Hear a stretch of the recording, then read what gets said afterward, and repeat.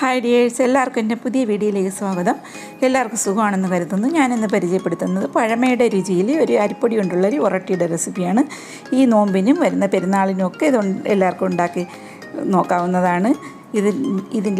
ഇതിൻ്റെ അവസാനം ഞാനൊരു ടിപ്സ് കൂടെ കാണിക്കുന്നുണ്ട്. ഇതിന് രുചി കൂട്ടാനുള്ള ഈ വീഡിയോ സ്കിപ്പ് ചെയ്യാതെ കണ്ട് ഒന്ന് സപ്പോർട്ട് തരിക. ഒരുവിധം എല്ലാവർക്കും അറിയാവുന്നതായിരിക്കും, എന്നാലും അറിയാൻ വയ്യാത്തവർക്ക് വേണ്ടി ഞാനിത് ഷെയർ ചെയ്യുന്നു. അതിനായിട്ട് ഞാനൊരു പാത്രം എടുത്ത് ഇത് 2.5 കപ്പോളം പച്ചവെള്ളമാണ് എടുത്തിരിക്കുന്നത്. അത് നമുക്ക് ഒന്ന് തിളയ്ക്കാനായിട്ട് വയ്ക്കാം. അതിലേക്ക് പിന്നെ ചിരകിയ തേങ്ങ, 1 കപ്പ് തേങ്ങ, അതൊന്ന് ഞെരടിയാണ് ഒന്ന് ഞെരടി ആണ് എടുത്ത് ഇട്ടിരിക്കുന്നത്. അതും കൂടെ അതിലോട്ട് ഇട്ട് കൊടുക്കുക.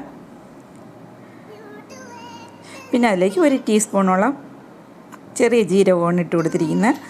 ചെറിയ ജീരകം ഇടുമ്പോൾ ഒരു പ്രത്യേക ഒരു ടേസ്റ്റാണ് ഇതിന്. പിന്നെ ആവശ്യത്തിനുള്ള ഉപ്പ് ആദ്യം ഇത് ഇട്ട് കൊടുത്ത് അതിൽ വെള്ളത്തിന് നല്ല ഉപ്പ് നോക്കിയിട്ട് വേണം മാവ് നമുക്ക് ഇട്ട് കൊടുക്കാനുള്ളത്.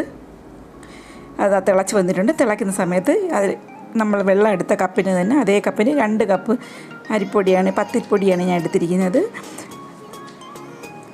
ഈ മാവിൻ്റെ ഇത് വ്യത്യാസം, മാവിൻ്റെ അനുസരിച്ച് വെള്ളത്തിൻ്റെ അളവും മാവിൻ്റെ അളവും ഒക്കെ വ്യത്യാസം വരും. അതനുസരിച്ച് മാവ് ഇട്ട് കൊടുക്കുകയും കൂട്ടി കൊടുക്കുകയും വെള്ളം കൂട്ടി കൊടുക്കുകയും വെള്ളം തിളപ്പിച്ച് മാറ്റിയൊന്ന് വെച്ചേക്കണം. മാവിൻ്റെ അനുസരിച്ച് അളവിൽ വ്യത്യാസം വരുന്നതാണ്. എന്നാലും എനിക്കിത് കണക്കായിരുന്നു ഞാനെടുത്ത അളവ്.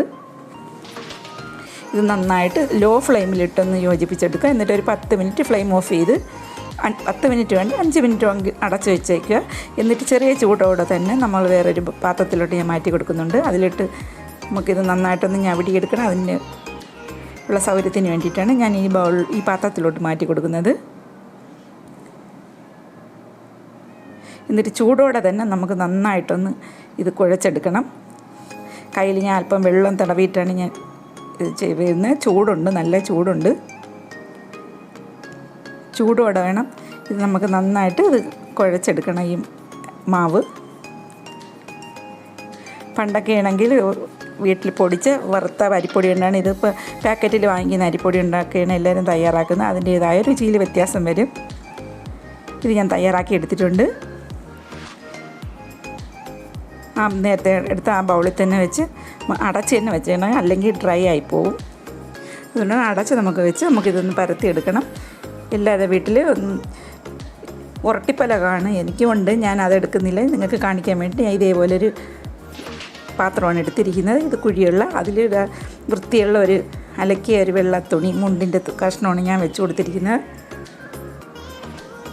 നമുക്ക് ചപ്പാത്തിയിൽ നിന്ന് കുറച്ചുകൂടെ വലുപ്പത്തിനുള്ള മാവ്. ഇത് ഉരട്ടി എന്ന് പറയുമ്പോൾ ഒരു കട്ടിയുള്ള ഇതാണ്, നമ്മൾ പത്തിരിയെ പോലെയല്ല, നല്ല കട്ടി വേണം.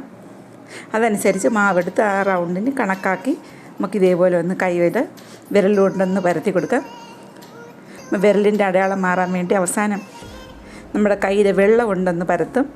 അപ്പോൾ ഈ വിരലിൻ്റെ അടയാളം എല്ലാം മാറും, നല്ല ഷേപ്പും കിട്ടും.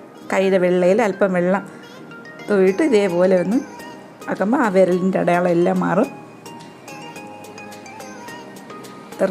ഇതേപോലെ എടുത്ത് നമുക്ക് ചൂടാവുന്നതാണ്.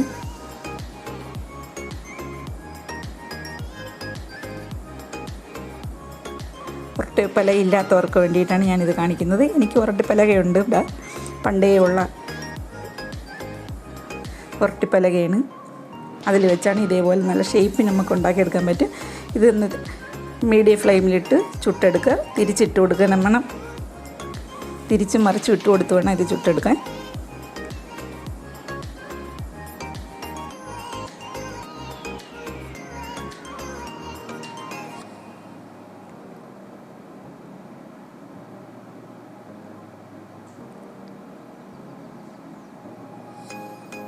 ഉള്ള ഉരട്ടി ഇതാ റെഡിയായി വന്നിട്ടുണ്ട്.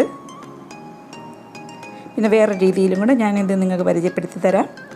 ഇതൊരു പ്ലാസ്റ്റിക് കവറാണ് എടുത്തിരിക്കുന്നത്. ഇതേപോലെ മുറിച്ചിട്ട് ഇതേപോലെ നമുക്കൊന്ന് പരത്തി കൊടുക്കാം കയ്യിലെ വിരലുകൊണ്ട്.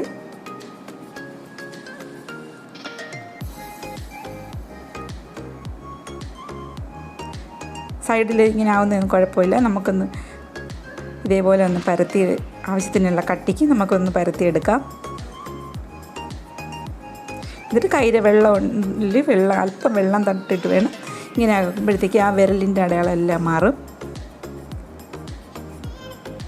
നമുക്ക് ചപ്പാത്തി പ്രസ്സിൽ വേണമെങ്കിൽ ഇതേപോലെ കട്ടിക്ക് മാവെടുത്ത് ഉണ്ടാക്കാവുന്നതാണ്.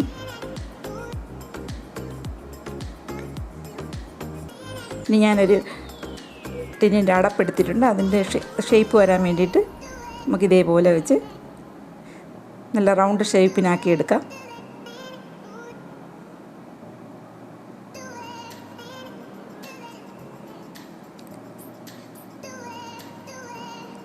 നവറട്ട് റെഡിയായി വന്നിട്ടുണ്ട്. അതും നമുക്ക് ഇതേപോലെ പരത്തി വേണമെങ്കിൽ നമുക്ക് ചുട്ടെടുക്കാവുന്നതാണ്. എൻ്റെ ഈ വീഡിയോ ആദ്യമായിട്ട് കാണുന്നവരാണെങ്കിൽ ഒന്ന് സബ്സ്ക്രൈബ് ചെയ്യാൻ മറക്കരുത്. ആ ബെൽ ബട്ടണൂടെ പ്രസ് ചെയ്ത് ഓൾ എന്ന ഓപ്ഷനൂടെ ക്ലിക്ക് ചെയ്താൽ ഞാനിടുന്ന വീഡിയോയുടെ എല്ലാ നോട്ടിഫിക്കേഷൻ വരുന്നതാണ്. ഒത്തിരി ബ്രേക്ക്ഫാസ്റ്റിൻ്റെ, ഈവനിങ് സ്നാക്സിൻ്റെയും ഇഫ്താർ സ്പെഷ്യൽ സ്നാക്സിൻ്റെയൊക്കെ റെസിപ്പികൾ ഇട്ടിട്ടുണ്ട്.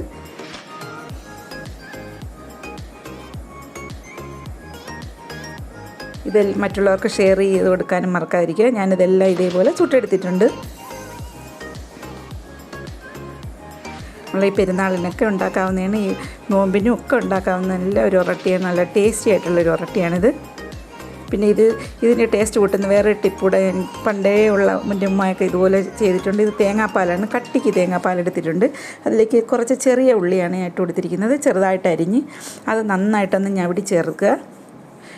ഞാൻ ഇതിൽ അല്പം ഉപ്പ് കൂടെ ചേർക്കുന്നുണ്ട്.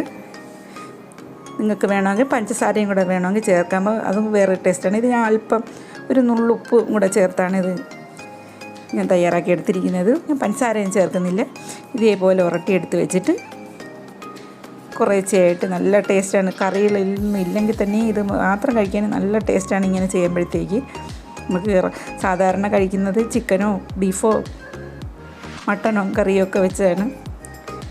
ഇത് പ്രത്യേക ടേസ്റ്റാണ്. ഈ തേങ്ങാപ്പാലും ഉള്ളിയും കൂടി ഇട്ടുള്ള ഇവിടെ ചേർക്കുമ്പോൾ ഇതേപോലെ എല്ലാത്തിലും ഇതെല്ലാം ആക്കി കൊടുത്താൽ പണ്ട് എൻ്റെ ഉമ്മയൊക്കെ ഇതേപോലെ ചെയ്ത് നമുക്ക് തന്നിട്ടുണ്ട്. നല്ല ടേസ്റ്റ്. അതേപോലെ പണ്ടൊക്കെ ഇടിച്ച് അരിയൊക്കെ പൊടിച്ചൊക്കെയാണ് ചെയ്യുന്നത്. ഇപ്പം എല്ലാം പാക്കറ്റിലൊക്കെ ഉള്ള മാവാകുമ്പോൾ അതിൻ്റേതായ വ്യത്യാസങ്ങളൊക്കെ ഉണ്ട്. ഇതെന്തായാലും നല്ല ടേസ്റ്റാണ് ഇങ്ങനെ ചെയ്യുമ്പോഴത്തേക്ക് ഉരട്ടിക്ക്. എൻ്റെ ഈ വീഡിയോ എല്ലാവർക്കും ഇഷ്ടപ്പെട്ടെന്ന് കരുതുന്നു. അടുത്ത വീഡിയോ ആയിട്ട് കാണുമ്പോഴേക്കും thank you for watching. By.